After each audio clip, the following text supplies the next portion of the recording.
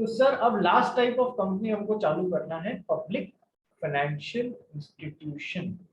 Sir पहले जब आप नाम देखोगे ना तभी आपको समझ में आ जाएगा, ऐसे इंस्टीट्यूशन जो बहुत ज्यादा महत्व के हैं, इम्पोर्टेंस के हैं, पब्लिक फाइनेंस से डीलिंग करते हैं, ऐसे इंस्टीट्यूशंस जो नेशनल इम्पोर्टेंस के हैं, बहुत इम्पोर्टेंट हैं, public financial institutions.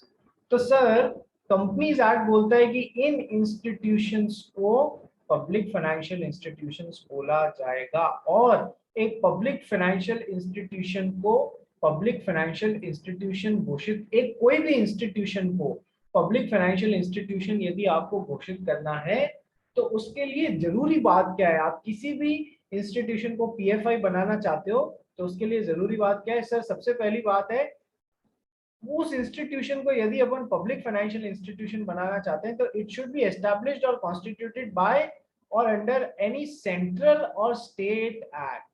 Sir central government ने पार्लियामेंट में कोई एक्ट पास करके इस इंस्टीट्यूशन का एस्टेब्लिशमेंट किया है, या स्टेट गवर्नमेंट ने स्टेट विधानसभा में वो एक्ट पास करके, कोई भी एक स्टेट एक्ट पास करके उस इंस्टीट्यूशन को बनाया है। सबसे पहली तो यही रिक्वायरमेंट है कि वो नॉर्मल कंपनी की तरह नहीं, एक एक्ट पास होके वो इंस्टीट्यूशन बना है, नंबर 1 ये जरूरी है।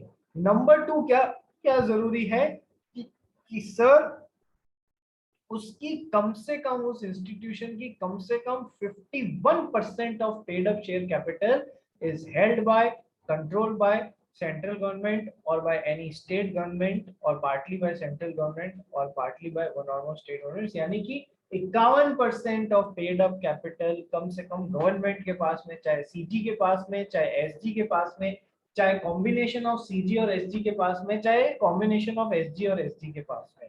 ठीक है, तो फिर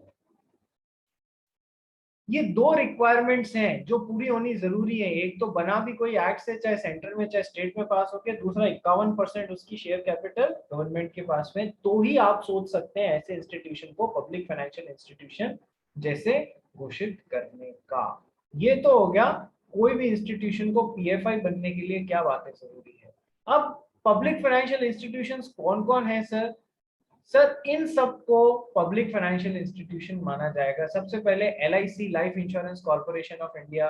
sir life insurance corporation which has been established under the LIC Act 1956, LIC act पास करके बनाया गया, और सरकार के पास में इसकी 51% से अधिक पूंजी है, शेयर कैपिटल है इसकी, पेड अप शेयर कैपिटल। दूसरा है आईडीएफसी, इसे भी इंफ्रास्ट्रक्चर डेवलपमेंट फाइनेंस कंपनी को भी पार्लियामेंट में एक्ट पास करके बनाया है। ये सुट्टी करके एक होती है, SUUTI, specified undertaking of unit trust of India. ठीक है, तो वो भी पार्लियामेंट में एक एक्ट पास करके और एस्टेब्लिशमेंट में आया है। Then institutions which are notified by central government under section 482 of Companies Act 1956, जो कि रिपील्ड हो गया, और अंडर जो रिपील हुआ वो सेक्शन 465 ऑफ कंपनीज एक्ट 2013 के अंदर रिपील हुआ।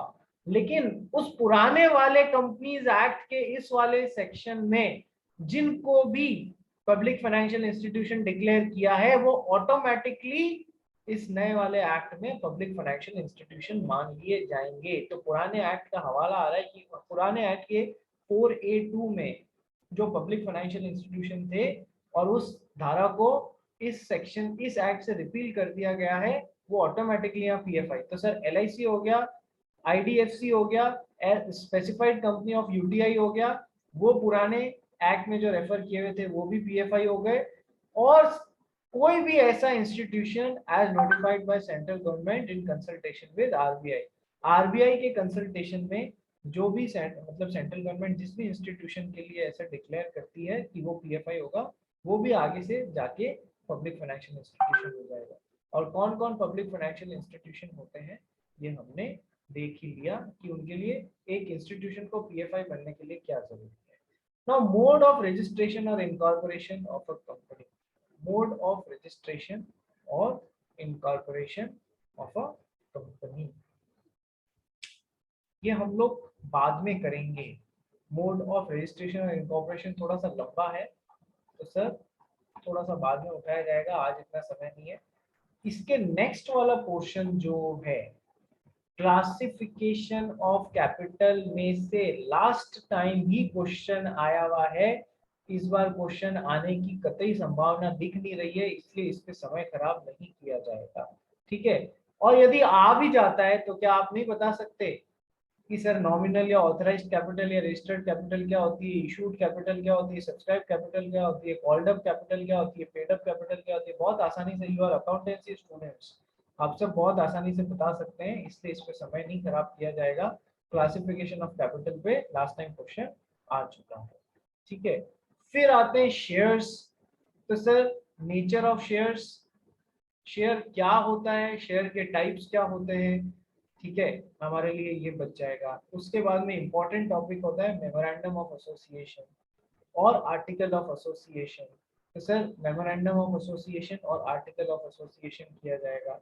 Doctrine of ultra wires beyond the powers, ultra vires beyond the powers, company क्या क्या काम कर सकती है, इसकी पावर कहाँ दी हुई है। कंपनी जो काम कर सकती है वो उसके मेमोरेंडम ऑफ एसोसिएशन के ऑब्जेक्ट क्लॉज में दिया हुआ है, एमओए के ऑब्जेक्ट क्लॉज में दिया हुआ है। तो उसके बाहर जाके काम करती है तो वो डॉक्ट्रिन ऑफ अल्ट्रा वायर से, बियॉन्ड दी पावर से, इससे रिलेटेड डिटेल्स हमको देखनी रहेगी।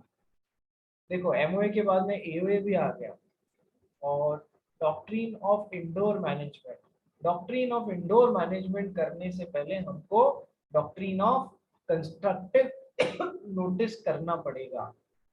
तो सर अभी 3 डॉक्ट्रिन्स अपने को पढ़नी बाकी है, doctrine of constructive notice, doctrine of indoor management, doctrine of ultra wires, ठीक है। तो कल एक काम करते हैं, डॉक्ट्रिन ऑफ अल्ट्रा वायर्स उठा लेते हैं, ये इस बार के लिए इंपॉर्टेंट है, doctrine of ultra vires. Then उसके बाद में टाइम बचेगा तो doctrine of constructive notice and doctrine of indoor management. सबसे पहले ये खत्म करते हैं, ठीक है। उसके बाद में ये मेमोरेंडम ऑफ एसोसिएशन और आर्टिकल ऑफ एसोसिएशन करेंगे, और उसके बाद में ये आपके modes of registration of a company, ठीक है। ये सब चीजें करती थोड़ी सी लेंदी है, लेकिन ये सारी चीजें करने पे आपका कंपनीज एक्ट खत्म हो जाएगा। अपने वाइवा की तैयारी आगे से आगे रखना बेटा, क्योंकि है ना, हो सकता है कि मंडे तक ये पोर्शन पूरा नहीं हो तो भी मैम आपका टेस्ट लेने का सोच रही है, इनफैक्ट लेंगी, ऐसा उन्होंने बोला। इसलिए आगे से आगे अपनी तैयारी रखना, मेरे से जितना 1 घंटे में पॉसिबिलिटी बनती है मैं करवाता जा रहा हूँ आपको, ठीक है सर। चलिए आज के लिए इतना बहुत है।